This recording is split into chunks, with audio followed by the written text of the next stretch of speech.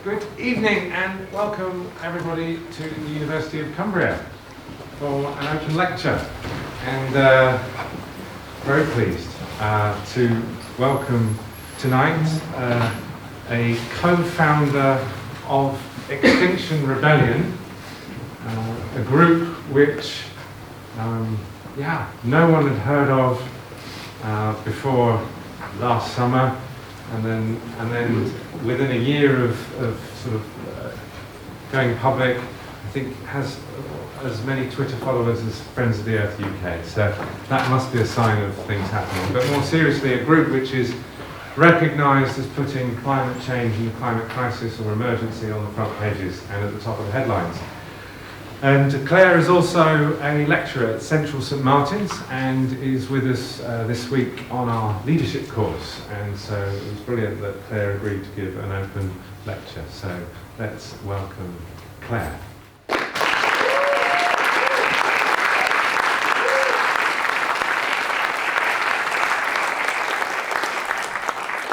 Thanks.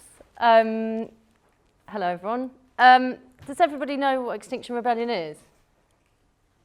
Yeah? No? Anyone not heard of Extinction Rebellion or really know what it is? Cool, that's easy. All right, so there's a talk that you might be aware of called Heading for Extinction and What to Do About It. It's been like the main mobilisation method that we've used to get people to commit to take action together. And I will go into that a kind of quick fire version of that talk, which some of you may already know. But before I do that, I'm going to talk to you a little bit about my sort of route towards this sort of pretty full-on thing that we've started together.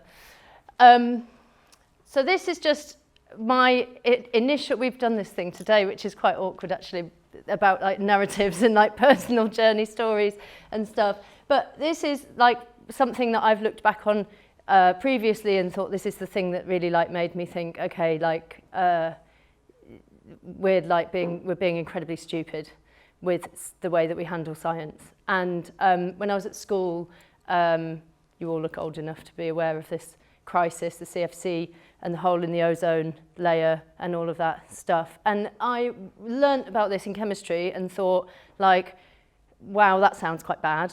You know, existential threat to humanity, hole in the sky, all that stuff.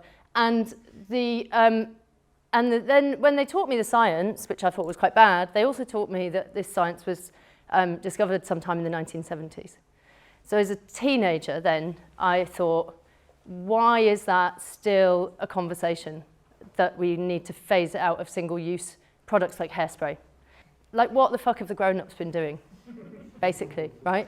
So it's really quite painful for me, in all honesty, that this scenario is still the source of my sort of wonderment and heartache. Now, my background's in fashion, and I've been lecturing in sustainability in fashion for 10 years at least. I wrote my dissertation about the impacts of the fashion industry in textiles. I was at art school, so I didn't get first because I didn't put any pictures in it.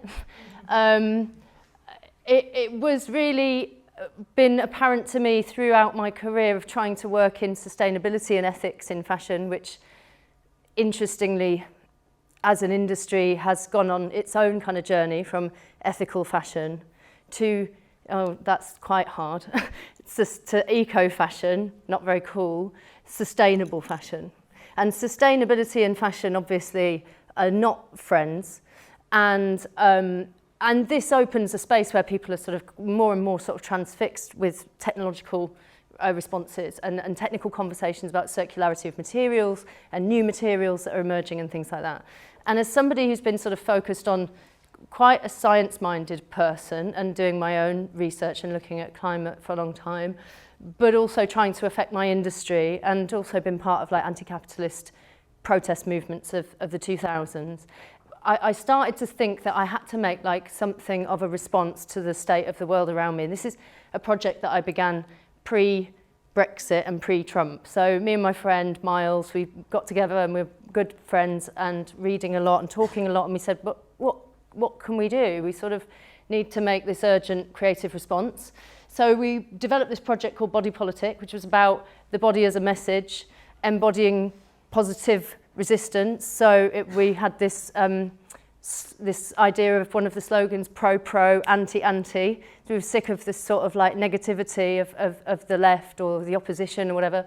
And we started to like find words that we wanted to wear, and this is one of the early pieces. So we found a lot that we wanted to wear: empathy, we wanted to talk about compassion, we wanted to talk about humility, frugality. Lots of these words came from reading certain texts, but also just feeling that there is something sort of inherently absent from our lives, and probably also implicated by us being both non-religious people, really. And it evolved into this like sort of participatory art project, which we realised increasingly was like the most interesting thing to do, was to get people to make their own things to wear, and then you have loads of conversations about the words that you wear. And this has like led us towards there's the Extinction symbol. So that's when I discovered the Extinction symbol, which is not ours, it belongs to somebody else, although it's for everybody to use. And this has led directly into the kind of work that we've done with setting up this kind of art department of Extinction Rebellion, and that's us doing workshops on the picket lines at the universities. So whilst we were like forming that project, this person, Roger Hallam, was on hunger strike outside King's College, trying to force, something like that, the university to divest from fossil fuels. And Miles sent me something about it, and he said, "Oh, have you seen this PhD student who's on hunger strike?" And I was like, shit, I've got to go meet him.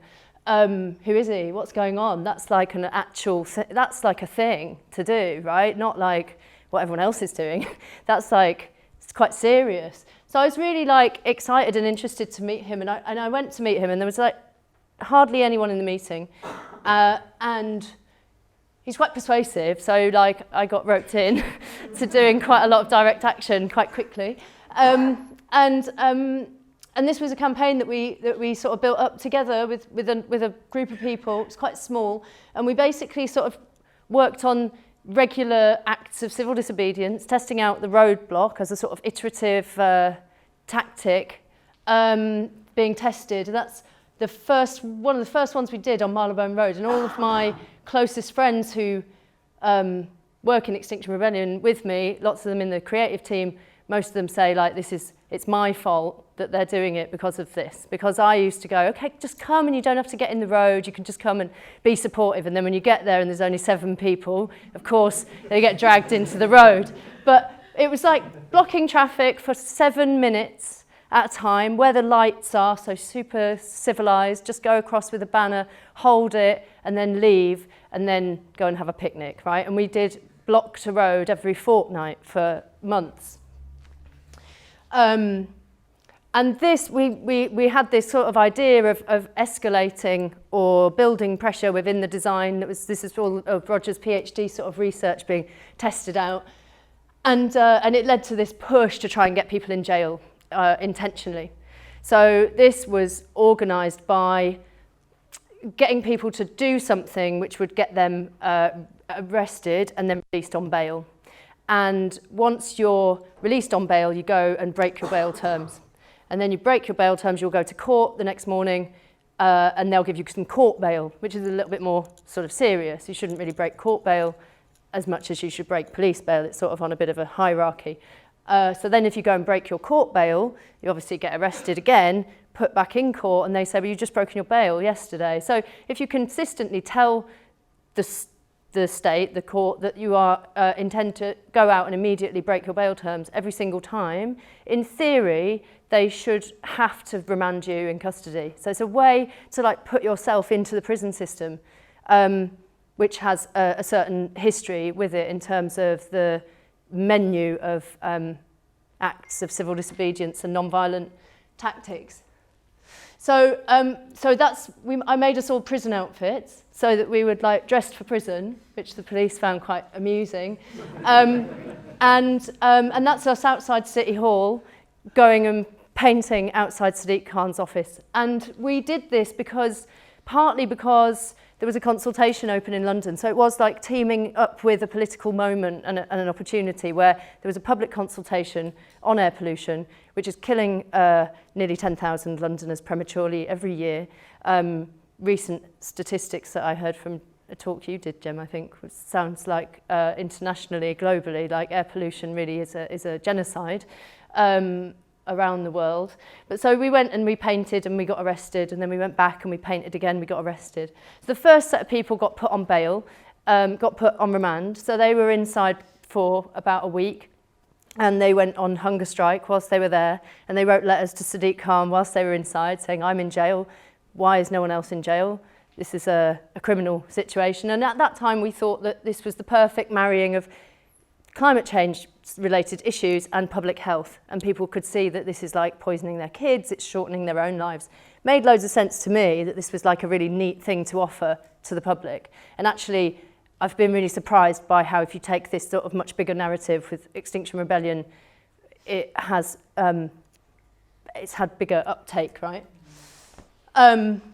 So after seeing Roger on hunger strike, within a year I was also on hunger strike over the expansion of Heathrow Airport. And again, this was a kind of exercise in testing out different tactics, self-sacrifice, importantly, making sure that you appear to be giving something up that's quite serious, which makes people sort of take you more seriously. And importantly, you see that sign there, Labour vote no. This was directed at the Labour Party. Also, something that people found difficult to deal with was the sort of the nature of doing a protest like this at the left, which you might know one of our first ever actions as Extinction Rebellion was that we occupied Greenpeace. So these counterintuitive things that you can do, which actually, in the context of now, I think are not just valid, but they're extremely useful, because they make people think rather a lot more than just the standard sort of, go and shout at the Tories or whatever. Although we did go and shout at the Tories, and that was painting on the Tory party. I don't know which building it is, but it's one of their HQ buildings, and you can see there. Roger nearly spelt vandals wrong. So there is something quite amusing about a bunch of people who are like quite weary because they haven't eaten for many, many days, going to commit like an act of civil disobedience you can't even spell. But that window next to that police officer had been broken, and that was a little test which absolutely failed, because somebody had a little thing called like a centre punch. It's like a spring-loaded little metal thing. You use it to like make a little hole in something. So we were like, what's the most non-violent way to break a window? We go with a little thing up to a tiny window and go like dunk like that. And so we made these videos outside, and my friend Robin would say, we are here to show the Conservative Party what real vandalism looks like. They are vandals of the climate, blah, blah, blah. And sat on the floor and waited to get arrested and didn't. And they only nicked 2 people that did the painting. And for some reason, the window breaking never came up. So at that point, we were like, oh, maybe breaking windows isn't going to work, because if you do it too non-violently, it's not really getting the response that you want. So I'm not really sure sort of what went on with that, but just so you understand, like, there's loads and loads of sort of failure and learning and arduous sort of work in testing something out and not having very many friends and allies around whilst you do it. And so I was doing all of that work.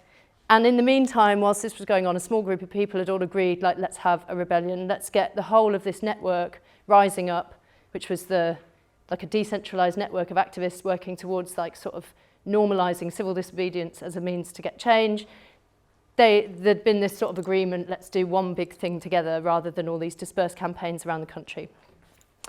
Which is why someone used the extinction symbol as well, rather prematurely, on the other campaign. And what we were talking about the whole time was really shifting the Overton window.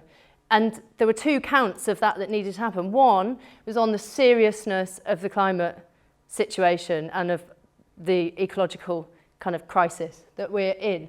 And the other one was in terms of what is something that you might consider doing. Because arguably, in the last 30 years, I haven't grown up in the in a sort of society where anyone thinks it's ordinary like work to go as an activist and do something that might get you arrested. That was seen when I was younger as something that you would set to avoid. So you try and run some rings around the police, or you know, make a joke out of the fit team by like getting changed in the street and make all the, and it was about sort of having fun with that, but it was never was I sort of like exposed to lots and lots of activists who thought that it was reasonable to give up your liberty, or that that was actually an okay thing to do. But if you look at the sort of historical precedent of how big change happens, it usually involves loads of people breaking the law. It usually involves lots of those people going to prison. And so as an empiricist, we've got Roger on one side being a bit of a thinker behind this stuff. He was like, this is what we need to do, is sort of normalise this kind of work and realise that it's actually fine. And for people like me who are extremely privileged and able to have a freelance job, feel that I can probably go and speak to an art school about getting arrested for a just cause, then like, cool, like maybe it is easy. So I went and did it, and I do find it's a bit sort of drama, but it's quite easy. So for us to be able to sort of move those windows of what's acceptable in the same way that like when the President of the United States says that they're going to ban Muslims from the country, that sort of makes something else possible. We were like in recognition that we needed to show something was possible. And so I made these big banners because no one ever says that in public, no campaigns ever say it, but we all say it in our meetings, we all say it to our friends. And this was like an experiment with language, and it was also something that we did in the first sort of, the first rollout of Rebellion. Yeah, and I thought it was great, and it did what it was meant to do and got blurred out in the pictures, in the newspapers, all that stuff. So precisely what we wanted to happen. It's cool. That sort of just gives you a bit of a taste of like what I've been doing and what the journey is towards this point. And I'm just going to race quickly through this talk that we've been using to explain to people why we think it's cool to act now in a really radical way. So the IPCC, which is, I only realised today, is also the Independent Police Complaints Commission. That's funny, isn't it? The Intergovernmental Panel on Climate Change, whilst being like the most respected sort of thing, body on this in the world, and like has run some of the most rigorous and like most broad scientific investigations into a single subject area, by its nature is obviously going to become slightly more conservative because of the breadth of the information that it takes in. It takes in so much information that often it takes about 3 years to put a report together, which in the context of 2019 is a long time, that a lot can change, that we might think that we need information to come to light much more quickly than that if the scientists are doing the work and it needs to be seen. It particularly doesn't favour listening to some scientific perspectives which might have previously been seen as alarmist, but given the sort of high risk that we're in, you might think that it is healthy to be able to consider the people who are the most concerned about something with the stakes so high. And it's also a space where science and politics is kind of all wrapped up in one institution. So when you receive information that's come officially from the IPCC, that has been commented on by people who work in politics and by economists even.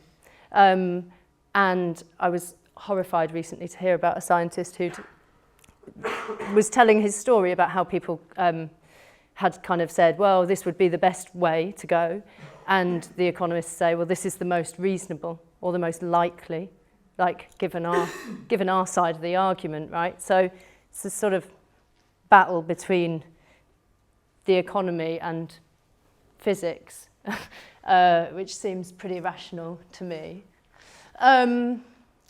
So this paper was really interesting. If you don't know it, I really recommend that you read it, just the foreword at least, which is by this guy, Schoenhuber, What Lies Beneath. It was really trying to open up that like underestimation of the risk. And what he says in that is like if you use a statistical analysis to look at this, which is what science does, to create an idea of where we are or to project, then it's super basic, it's a bit too basic an example, but for example, you would come out with a 0% chance of human extinction right now because it's never happened before. So statistics aren't necessarily your friend when you're like in a risk situation. If you had a risk assessment professional come in and look at what we've set up for ourselves now, they would tell you that you'd been extremely reckless, I think. And also if you took that sort of, if you look in the insurance industries, you'll also find people sort of trying to work out how to deal with the fact that they're in such great risk in their industries. So this is the pace of the change that we are causing.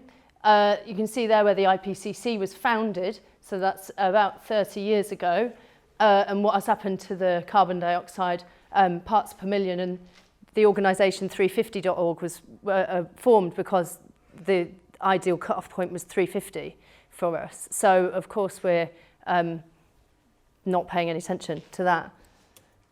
I think it was last year that these estimates came from the University of Washington that they thought we had a 1% chance of hitting our target of keeping warming below 1.5 degrees.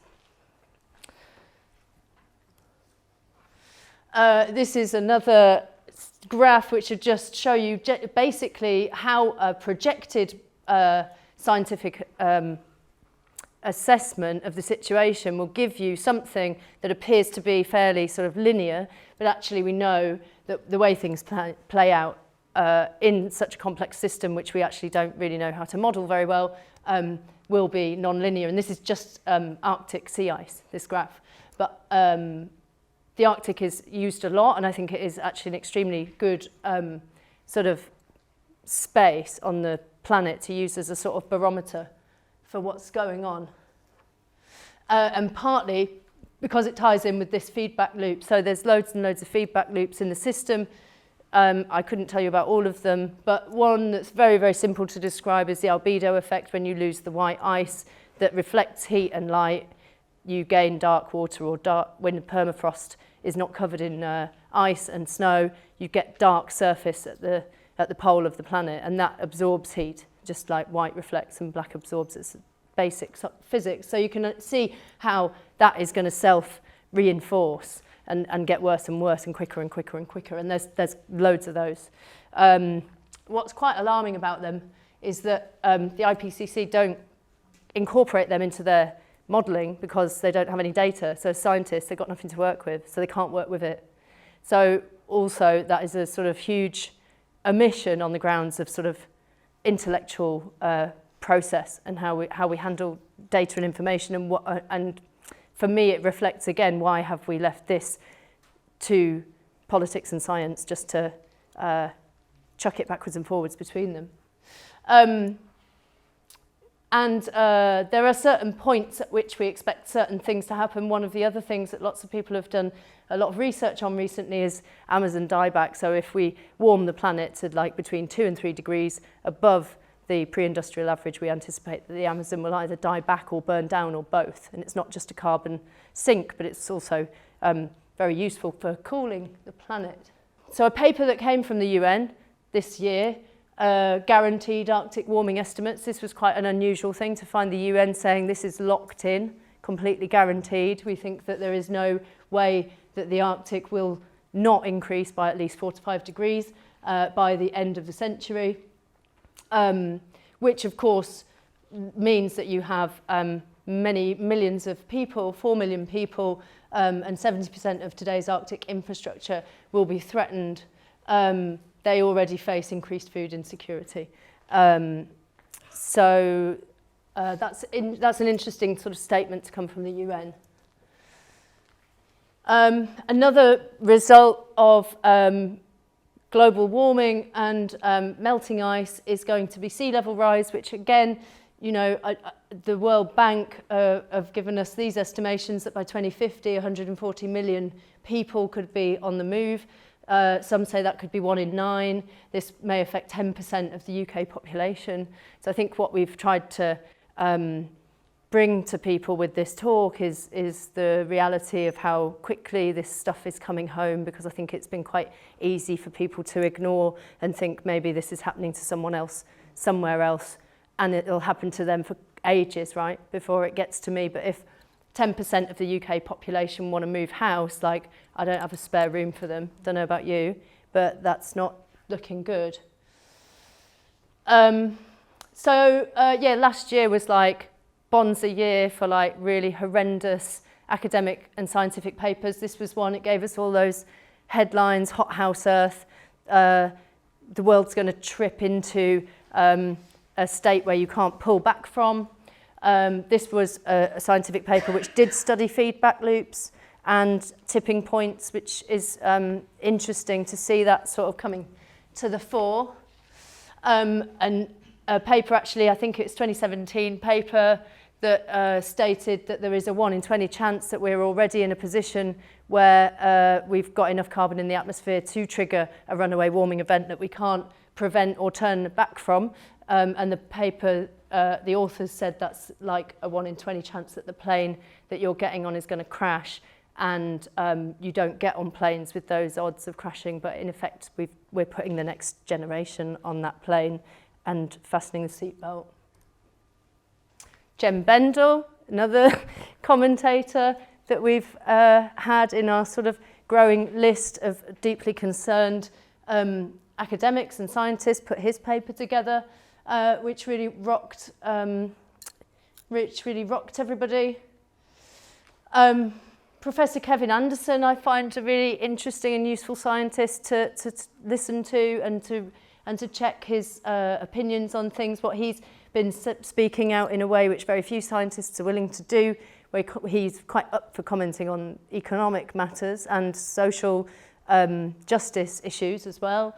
But what's really frightening that he reminds us with here is that the Paris Climate Agreement was signed on the basis of the growth of carbon capture and storage technology. So our carbon budgets have been made with technology in mind that didn't exist at the time that those agreements were written. So our future has been bet on technological advance that we can't guarantee is coming. And it's my understanding that this technology does now sort of work, but of course it's not going to scale super quickly. So policymakers have been relying basically for a long time on technology that doesn't exist, which I think is, if you're looking at the intellectual approach to this, that's the problem, right? So UK government policy, it's time to admit really the state of what the British government have done in recent years, which is, I've got my notes on this because it's quite an amazing list. They've scrapped onshore wind support, they scrapped solar subsidies, they scrapped the Green Homes Scheme, they sold off the Green Investment Bank, they gave less incentive to buy green cars, ditched the green tax target, refused tidal power projects, and of course have put a lot of money and a lot of resource into forcing fracking onto communities that don't want it, and proposed and then won the vote on approving a third runway at Heathrow Airport. The framing for our campaign around Heathrow was that voting for that was a crime against humanity. So given that the IPCC gave that first report in 1990, told us to keep temperature rises to below 1 degree total or face societal collapse, that 30 years on, carbon emissions are 60% higher and still rising. How do we look at the lack of any meaningful action? Following business as usual, we keep on hearing that we've got the hottest month, the hottest summer, the hottest year in total. We will see, again, if we have more heat waves, that accident and emergency struggle. There's a rise in heart failure, kidney failure, dehydration, vegetable yields are down. Last year, some of the UK farmers lost 50% of their crops. And we can anticipate that in future this will increase with more extreme weather events, droughts, wildfires, desertification, crop failure, heat stress, deaths, and of course all this leads to water shortages, famine, displaced people, and those things lead to war. So what I think Extinction Rebellion is actually an anti-fascist movement in its heart, because it is trying to do something to invigorate democracy and popularise non-violence and community, which to me are the opposites of authoritarianism and fascism. A lot of people have enjoyed saying throughout my life to me, never again, we would never let that happen again. And yet it strikes me that we're allowing ourselves to sort of open up the perfect sort of ripe conditions for this kind of politics to thrive again. Often it's sort of driven by fear and destructiveness, but also despair, as Hannah Arendt references. So we know what's the emotional space that comes from. So other ecological pressures, we're called Extinction Rebellion because we're not a climate change movement. We're also trying to bring together, and I think we have brought together somewhat, the idea of ecological breakdown in a much more sort of broad and varied way. So ocean acidification is set to double by 2100, air, soil and water pollution, water depletion, soil erosion. We know that we're losing fertility of the soil. Michael Gove, I'm sure isn't classified as an alarmist, but he thinks that we may be 30 to 40 harvests away from absolute soil infertility in this country. And then deforestation and habitat loss, which Gail said the other day, look at this bit of like direct action in the rainforest. So I thought that was quite a nice way to look at that, fronting up to that, to the machines. And we know that wildlife is dying out. We know that this recent IPBES report has said, 1 million species are at risk of extinction. A study of British mammals last year found that 1 in 5 could be extinct within a decade. So again, it's not happening just everywhere else, and we're all cool on the little island that we're on. The ultimate cause of all of this dying out of life and of species is overpopulation, overconsumption, but particularly overconsumption is taking place by the rich. We've been asking ourselves in the process of doing this work, what does it mean to live in these times, and what does it ask of you? How do you want to live your life? What kind of emotional response would you make, knowing all of the facts about how seriously at risk we actually are? And I think for me, it's the question of these sort of acts of civil disobedience and self-sacrifice are virtuous acts. And that's what we've been trying to make sure that we manage to frame, because some of it seems quite stupid, like sitting in a road feels a bit stupid sometimes. It feels less stupid when there's a lot of you, but it felt pretty stupid when there was 10 of us. And to keep on telling yourself that it's that there's a virtue to disobedience, that disobedience has won us our rights and it has made our lives good. The disobedience of others in the past, that we live with all of the benefits of people being willing to recognise injustice and to be peacefully disobedient in the face of that. And so it has been through allowing ourselves to feel how we actually feel, rather than sort of trying to flog you some kind of hope, and also to know that we're sort of like transitioning ourselves into a life where we think about purpose and we think about virtue and what is the point of being alive, which if you look at the worst case of sort of potential collapse, then there may not be very much time left to work out what it means to live a good life as well. So I've been more and more interested in asking myself that question. And at the beginning of the journey, we had this pamphlet. My friend had a pamphlet thing that said, "Hope dies, action begins." And that was really something which I found hugely inspiring, because I do think that we've been sort of given this relentless message of like, you must have hope, you must hope, you must hope. But what happens when you stop hoping? And then what is possible when you let go of the need for that hope? Like, what can you do? What are you capable of doing that is totally different to the way that you live when you absolutely need somebody to go stand next to you and tell you that it's going to be okay. So I found this sort of liberation, basically.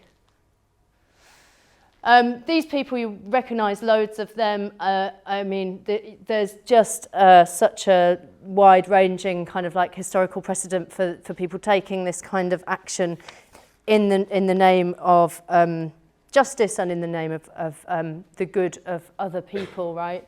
And I guess what's interesting is the fact that it's not been around for such a long time, because I feel that gap that I've said it's a 30-year gap. It's not very scientific, but you know, that sort of space in which we can say, well, there hasn't been people daring to even reference this kind of work in environmental spaces as I've known them since I've been sort of interested and deeply concerned by this stuff. And it was interesting at the beginning we would say, oh, people have been researching the suffragettes. People have been researching Martin Luther King. People have been reading Gandhi's books. And you could sense from some people a bit of a like, well, how dare you say that you can be like them? Because there's a statue of them.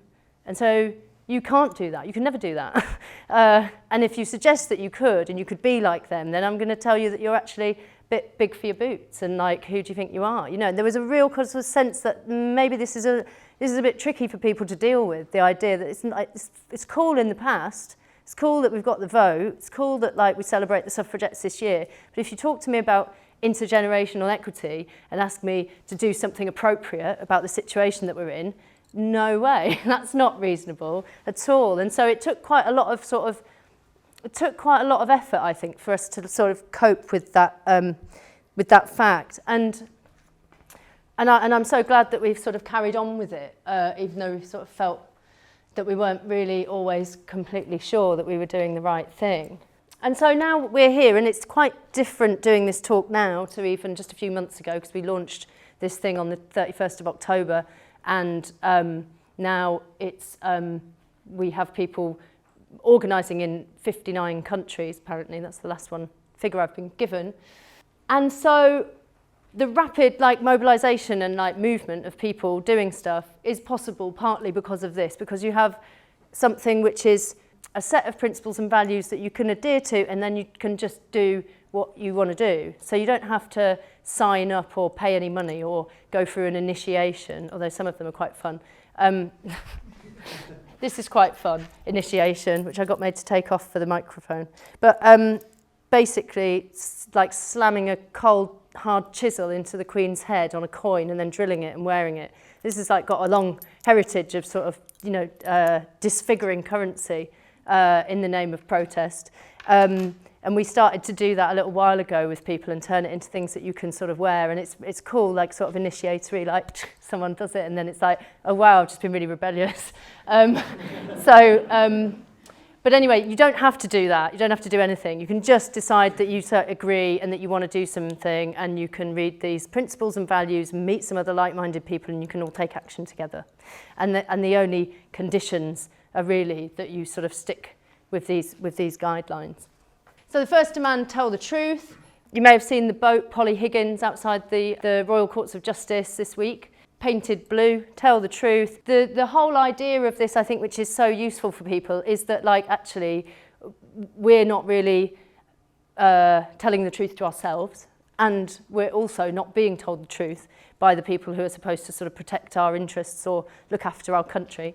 And the 3 demands are quite simple, and I think that works quite nicely for people. So act now, 0 carbon by 2025.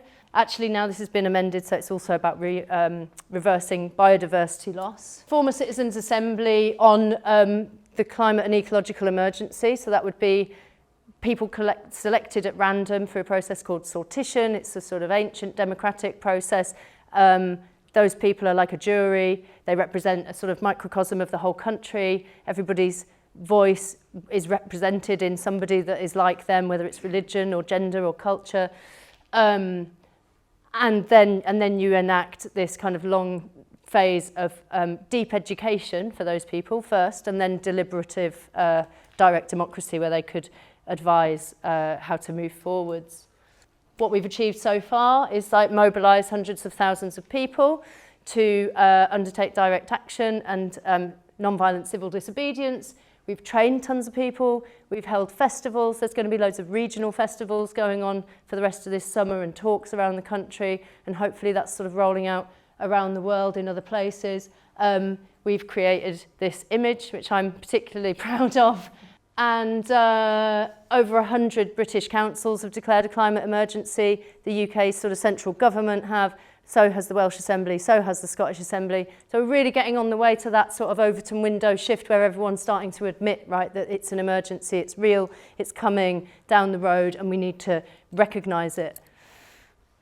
Here's a world map which shows local and regional groups marked on it. Obviously, you can't really see Europe for rebellion. That's promising. And looking ahead, well, I'm a bit conscious of the time, so maybe I should just say that you can ask me about looking ahead if you like. These are some youth, XR youth that went to Heathrow when we said we were going to shut it down, and then everyone sort of said that they didn't want to shut it down. So the whole of the world's sort of media went there, and loads of police went there, and everyone was ready for us to go and do a big job on Heathrow, and then it was actually just some crying teenagers holding that banner, which some people reported in the press as like a failure, but we actually did it on purpose, and it was really interesting, different type of dilemma. But yeah, so should I just close that and take some questions?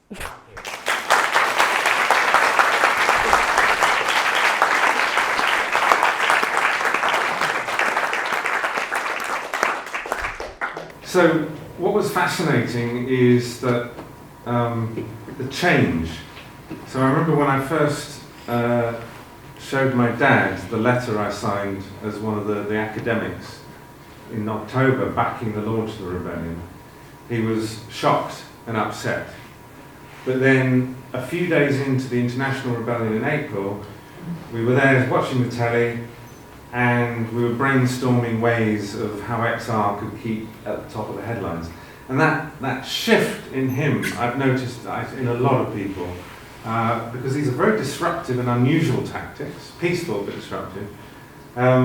So for a time, Extinction Rebellion has had some momentum, all kinds of people from across all walks of life, old, young, all political persuasions as well. But just recently, the backlash has started, and people calling you and also me in that report extremists, and suggesting that the weight of the state's apparatus against extremism, so that which exists to surveil, infiltrate, disrupt, criminalise and imprison extremists previously as like the far right, or Islamic fundamentalism, should be turned towards us. How do you feel about that? There's two parts to how I feel about that, and the first part is, of course they fucking do that, and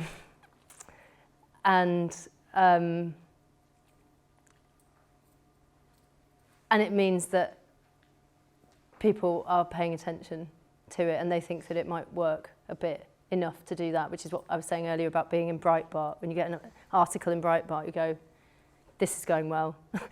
these loonies mean business. Okay, great. The right are sort of really anxious about this. But the other part of me is very sad about that, and also a little bit frightened, because it's one of those things that you look at and think, I feel like I'm way more at risk now because of that paper than I was before. Yeah, so for those of you who don't know it, it's a policy exchange, which is a think tank, right-wing think tank with opaque funding. And the paper was co-written by the former head of counter-terrorism. And yeah, so one of the recommendations is that the government's approach to extremism be applied to Extinction Rebellion.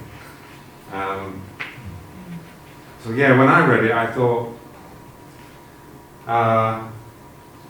peaceful demonstrators being peacefully arrested, being seen as extremists, that is itself an extremism. That is dangerous. And if that, so that comes from the former head of counterterrorism, which reflects perhaps a culture in the police, in counterterrorism, which doesn't keep us safe.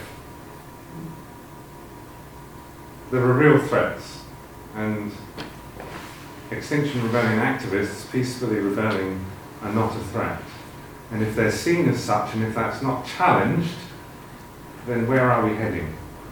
So I'm interested in how people are going to rebel against that attitude, and that any toleration whatsoever for that attitude for people in government or in the police or who are influential and influencing. So yeah, as the pushback comes, it's all of us need to push back if we believe that we should maintain the space for this kind of political action, to have this kind of conversation. And that's important to remember, because we're here in a university, and of course the government came up with this stupid idea of defining extremism very loosely for prevent, this law prevent, where if you look at it, it's like anything could be just put under this banner of extremism, and therefore questionable in terms of whether you can discuss it on the university campus. So again, that's got to be careful when anything is going to be framed as extremism. Chris, you have your hand up, and yes. I guess that there's two parts to the question. The first is, one of the challenges made in the policy exchange report was that you're anti-democratic, and you've already said that you're very pro-democratic, but I'd be interested to hear more about how you would make that argument. I think you are, but I'd like to hear how you would frame that, because I think that's part of how to push back, and where people like me would be behind you and say that's not a conflict. And I guess the second is you're a movement, I think, as you would understand yourselves as a movement. And therefore within a movement there is going to be a diversity of views and actions taken. Some of them maybe not directly in line with your own values, always. And I just wonder how you, that must be something you think about, and I wonder how you approach that. Yeah, thanks. So the second question, I think, is quite hot for us right now. If any of you are members or receiving emails from various outputs from Extinction Rebellion, you might know that there's been a huge debate going on about whether or not to close an airport by using some drones that will fly. The design of that has never been to endanger any lives, to put any drones anywhere near the actual airport itself, but there is a protocol that exists, which is apparently true throughout Europe, that if you are within a certain radius of an airport and there is a drone in the air and the airport authority finds out, they have to immediately close the whole airport down. So the premise of that action design was, how do you close an airport safely, non-violently, with minimum number of people, in a way which anybody could do anywhere? Well, that's how you do it. So it is quite a big deal, closing an airport. It will inconvenience people terribly. So then there was a question about how much time you lead in to give the notice to the public, which then we said, well, we have to give them plenty notice, and also to let the authority know if they sort of expect it to happen, they could preemptively sort of warn everybody that it's going to close anyway, in which case you don't even have to really do the action, right? So that's kind of the nature of like dilemma action design. But it's had a great big pushback, and everybody said drones, they're like military, they're this, they're horrible, they make me feel like it's violence, it's a threat. There's been this very healthy debate around what is non-violence and what is an acceptable thing to do. Nobody's really disputed that we could try to disrupt an airport. People seem broadly supportive of that across the spectrum. But the question about how it is done has caused a huge emotional and intellectual response across the board. And of course that goes to the press, because as soon as we ask anybody in the movement for consultation, our emails just go straight to the press and the police and everyone who's signed up to all of our mailing lists, right? So there is no place to hide when you organise the way that we have done it. It's all above ground, and I think our transparency is our greatest asset, actually. But of course, if people just have to say that they're following some principles and values, and we can't know everybody because it's completely sort of decentralised in its functioning, there may be a time when people do something where we have to condemn it and say, actually, that's not, we wouldn't have done that ourselves, as a sort of like, there might be some people who are part of the sort of governance group that would make a statement about that. The education and the non-violence training and all of that work that we've done, I think, has been thankfully, undertaken with a great deal of care and dedication. So far, I've been completely just, awestruck by the sort of discipline and the behaviour of all of the people who show up to take part in our actions. So I do have a great faith in what I've seen as the movement sort of like emerge. And to the democracy thing, it's interesting, lots of people do want to say, oh, it's anti-democratic because we have a democracy and you don't want to use it. So you think that your view is more important. You think that you should like stand in the road and stop. What gives you the right to stop that person getting to work, or to stop that shop from having its normal footfall, or whatever the question is? But for me, it's become apparent that even in democratic countries, and with our international sort of institutions and bodies that sort of supposedly unite the world, there is nothing of a response to this crisis that is, I mean, there just isn't one, basically. There's like a few conversations and some horrendously, some horribly failing international negotiations, which have taken us just faster and faster and faster and faster towards this kind of what I see as like a cliff edge. If you recognise there's a tipping point beyond which you can't ever come back, it's like going off a cliff. It's the same thing. And if all they're doing is propelling you faster and faster and faster, then you must have to recognise that there's something about our democracy which is not protecting us. And I think that a democracy should do that inherently, because it should be all people protecting each other. And so to reinvigorate it with a direct process and to talk about why it can't do the work that it needs to do, I think is an okay thing to think about. Would you say then in Britain the dominant political parties are both allied to corporate interests of different types? So the big employers, the unions, Labour, close to corporations, and the Conservative Party very close to different interests, banks, hedge funds and so on. Is that why it's broken, do you think, here? Yes. Yeah, partly, yeah. I also think there's an international question about nobody really wants to go first, because they're going, well, I won't go first because we'll lose money, so why would we lead? We'll make someone else lead, because by the way, we always win, basically. Like the UK, Britain doesn't have like a constitution that we can go, this is what we stand for. We don't stand for anything, we just stand for getting the best deal, right? That's what we always do. So a German friend of mine said that to me, and he was like, you never lose anything, and you don't know what you stand for, and all you're about is getting good deals. And I was like, well, that's true. Like, whatever results in the best outcome for us, we'll sort of like bend ourselves to it. And that's what I see in the political space in the UK. But it's like the climate,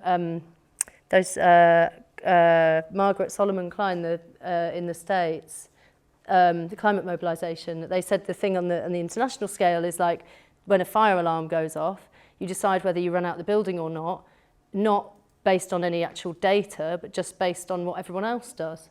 So with this, we've like looked around and gone, well, they're not doing it, and they're not doing it, no one else is doing it, so no one starts it. Yeah. So what I'm going to do now is take around 3 questions. Please say your name and speak loudly so the question can be on the video, and that's a reminder we are on video. So only ask a question. Do you have your hand up? Yeah, I was. Say your name. Sorry, I'm Diana Finch, and I run the Bristol Pound, and I had the great pleasure to be on the pink boat recently. Anyway, my daughter's been doing de-escalation training and joining in, and it's fantastic. She's very impressed. But what I'm concerned about is since the policy exchange paper, certainly like on the Today programme, the coverage on the BBC has just been dreadful. And so how do you develop a media strategy which is going to enable a more serious discussion in media? Thank you. The lady in white, yeah. Say your name and... Okay, hi, my name is Georgia Stewart. I run a purposeful finance startup called Tomello. I've also been part of the Extinction Rebellion in Bristol this week. My question is, we're an agile startup. We run a lean startup model and it's all about iteration and being user driven. At what point did you decide that like this was it, this was the movement, it's time to launch, we're doing the right thing, it's the right approach, versus taking it bit by bit and doing it slowly? And Gillian here at the front. Yeah. Well, it's a little bit linked to the question. Sorry, Gillian. It's a little bit linked to the question about the media. I'm just thinking about the kickback. I'm thinking that it is going to get very rough, this inclusion of Extinction Rebellion as extremists and anybody in a similar way. And I'm thinking that what's needed is really a huge increase in the population, the opinion of the population in a way behind the people who want to actually take action. I mean, you need support. I don't know how that can come about, but I think it certainly relates to the question about the media. So I just wonder what you think about that for ongoingly now, because of the backlash which will come. Thank you. Okay, I'm not very good at taking questions like this. First one, media strategy. So there is an opportunity with this extremism thing. When I looked in the paper, and as I've only skimmed some of it, and I saw my name in it, I also saw that my name was quite close to some comments about hunger strike being a form of extremism. Which I think it would be very interesting to have that conversation in public. What is similar about running people over on the pavement and sitting still and not eating anything for 2 weeks? Are there any similarities between those two actions? And if there aren't, then what is extremism? And what is the problem with extremism? I think it opens a space, right, where we can have this conversation. The problem is that having anything like a useful conversation via the media, obviously, it's no easy task to put yourself to that work. But I do think that it opens a potential space for the amplification of the questioning around non-violence and what that means and what it does for us and what it can do for us, and around all of the good work that people have been doing, community building, self-educating, caring, cooking, feeding each other in the street. I mean, setting up a kitchen in the middle of the road and feeding everybody without question, is that also extremism? That's a kind of interesting space, but I don't know that that's a particularly useful in the face of what will come to us, if you know what I mean. I don't know quite whether that's enough to counter it, but we have got a really beautiful, banging media team who are much cleverer than I am at this stuff. So And then, what was your question again about iterative tactics? Yeah, but how you start off agile and iterating, trying to work out what the right thing is. How do you work out when it's the right time to launch a mass movement, which is a very agile? Oh yeah, so we basically had a paper that was written for Rising Up by Roger, called Pivoting to the Real Issue. And you'll see that sort of spirit of that paper reflected a little bit in that book that we've just released, which is basically to say that if you care about anything in terms of kind of social justice, economic justice, land rights, gay rights, gender equality, anything at all about the way that we live together in equity, if you care about anything specific underneath, you'll find it sits eventually underneath this umbrella of devastation of the natural world and our incapacity to sustain ourselves as a society. So it was a paper just exactly to frame that narrative around if we lose the Arctic, then you can forget about all the other issues that you care about because they won't matter anyway. So that's kind of why it happened. And then this question was also about the media, right? But more reaching out even more. I mean, obviously, it got a tremendous response in the beginning. Yeah. But I think, especially bearing in mind the backlash, I think you need a sort of bulwark of more people. Yeah. And I just wondered if you had any thoughts about that. Well, so public opinion has around like concern about climate change and ecological issues has like spiked around the time of our actions, and it has gone up apparently like massively in a relatively sustained way, so that we know the majority of the public are very worried about this issue now, which is feels to me like quite quick that feels like it's sort of becoming the common sense. Well, of course this is bad. That's been sort of late coming, but it's coming now quite quick to be sort of quite normal for people to realise and agree. I don't find myself like getting put on panels with climate deniers really, or people sort of arguing about whether or not it's real. So that issue is waning, and the public support for what we've done so far has been much higher than I expected, because I thought that after a couple of days in Oxford Circus, I mean, before we even put anything in the road, so did you see that Earthrise Al Jazeera documentary? I show up waiting for the boat, and got these people with me with a camera, and a guy walks past and swears at us before we've even like got anything out, and there's hardly anyone there. So he must have like known what was going to happen, and he just walked past and like swore at us. He's like, "Get a job, fucking," you know.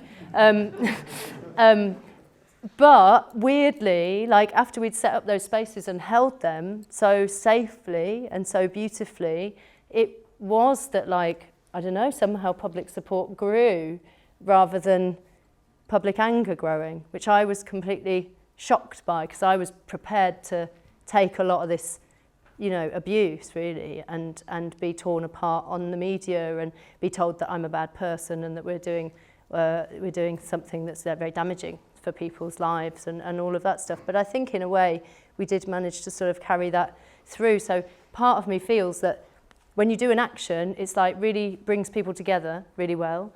It helps people to like feel together even if they're finding life quite difficult working. It also acts as outreach. So when you do a big action, of course everyone sees it and you get the media attention and you're able to speak to people on the streets and people are flying and all of that stuff. So I think in a way to lead the example of like the actions is the thing that really speaks, that really gets the support in a way. And so I do think that a counter to this like message of people being extremists is to show everybody yet again what non-violent, like disciplined protest looks like, which is sort of, very, very energized compassion and a sort of resilience of like the peace of the people that are present. There's something that the media hasn't been able to do to us, to say, look at these people, they got violent, or look at these people, they've done something bad, or they were like mean to the police, or they beat someone up, or they did something. They haven't been able to find that because people have behaved so fantastically well. So I think in a way it's like go out again and show what this peace is. maybe. Thank you. I'm conscious of time, so as a Q&A, I'll draw it to a close, but please do come down and chat to Clare directly after, if anyone wants to. Thank you again, Clare, for coming up.